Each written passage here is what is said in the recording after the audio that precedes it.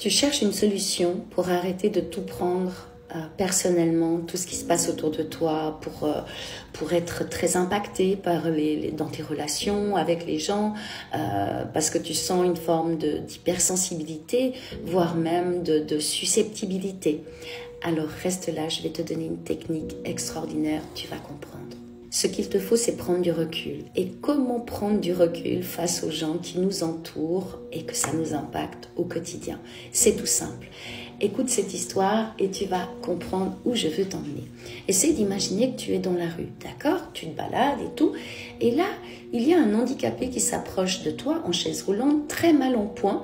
Je stipule, je ne me moque pas, mais c'est vraiment pour donner une caricature de ce qui nous arrive au quotidien. Donc, il est vraiment pas bien, ça se voit sur lui, il te passe à côté, il te connaît pas et il te dit des gros mots, il te dit que t'es moche, que t'as une sale tronche et je t'en passe des pires et des meilleurs. Et là, je te dirais, comment vas-tu réagir? Réfléchis bien à ta réponse. Qu'est-ce que tu vas faire? Qu'est-ce que tu vas répondre? Comment tu vas réagir? L'immense majorité des gens vont répondre je ne ferai rien parce que je vois qu'il n'est pas bien, il me fait de la peine, ça déclenche en moi quelque part une forme de pitié. Il est déjà tellement pas bien que j'ai pas envie en plus de l'insulter ou de lui faire une critique, je me sentirais même mal à l'aise de le faire. Et pourquoi? T'oublies pas, c'est parce que tu vois que la personne, elle ne va pas bien. C'est-à-dire, elle a une telle souffrance en elle, elle est diminuée, elle n'est pas bien, donc elle se permet d'être agressive, elle se permet d'être vraiment désobligeante avec toi, mais toi ça t'atteint pas. Parce que tu perçois que sa souffrance, elle est telle que tu n'arrives même pas à lui en vouloir. On est d'accord? Alors maintenant, j'aimerais que tu réfléchisses à ça. Si tu peux prendre du recul face à quelqu'un parce que tu vois qu'il n'est pas bien et de ne pas prendre les choses personnellement, son attitude, ses reproches, ses critiques, toutes ces choses-là ou ses réflexions. Peux-tu faire la même chose avec une personne qui est en face de toi, qui semble en parfaite santé? Parce que maintenant, j'aimerais juste que tu prennes conscience qu'on est tous à jouer un rôle. C'est-à-dire que très souvent, quand on va pas bien, c'est aussi notre ego qui fait ça. Ça a du bon, du moins bon, ça c'est encore une autre discussion. Mais qu'est-ce qu'on va faire?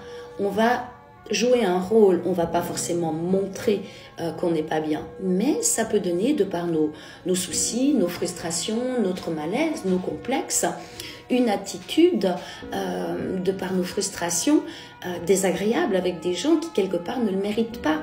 Des gens peut-être qui vont très bien, vont nous agacer et on peut être déplaisant avec eux. Ce que j'aimerais que tu comprennes par ce message, c'est qu'on vit dans un monde d'handicapés masqués. Quelque part, on a tous des blessures, mais on est tous capables de les cacher, de les camoufler. Et quand on n'est pas bien, on aura des comportements qui sont des fois pas très cool avec ceux qui nous entourent. Alors, la prochaine fois, d'accord, que quelque chose t'arrive à cause d'une personne, que ça te fait mal, que c'est compliqué pour toi de le gérer, que tu es vexé, que tu te sens rabaissé, que tu te sens critiqué ou Dieu sait quoi, rappelle-toi une chose, n'y prends pas personnellement, parce que si cette personne est désagréable avec toi, c'est que aussi elle a des souffrances en elle. Après, oui, tu peux me dire, oui, mais c'est pas une raison, et patati et patata. Là, je te dirais, c'est encore un autre chapitre. Ce que l'on veut maintenant, c'est que tu apprennes maintenant, de par cette histoire, cet exemple, cette métaphore, à te détacher de ce que pensent, disent les autres, leur attitude sur toi, que dans le 90% des cas, on va dire, ça t'appartient pas, ça te concerne pas, que la personne, de par ses émotions intérieures, va être injuste, pas très cool avec toi, méchante, cruelle, parce qu'elle-même, elle vit quelque chose à l'intérieur d'elle qu'elle n'a pas pu sortir et qui lui fait du mal. Elle a peut-être une vie de famille difficile, elle a peut-être des pressions au travail, elle a peut-être de la difficulté à vieillir, elle a peut-être peur de l'avenir. Enfin, toutes ces choses qui nous arrivent, on est tous concernés. Moi, la première, on a tous à l'intérieur de nous des tracas, des angoisses, des préoccupations, des choses qui ne se passent pas comme on veut. Donc, ça modifie aussi notre attitude et personne n'est à l'abri d'être désagréable avec quelqu'un parce qu'elle a un poids à l'intérieur.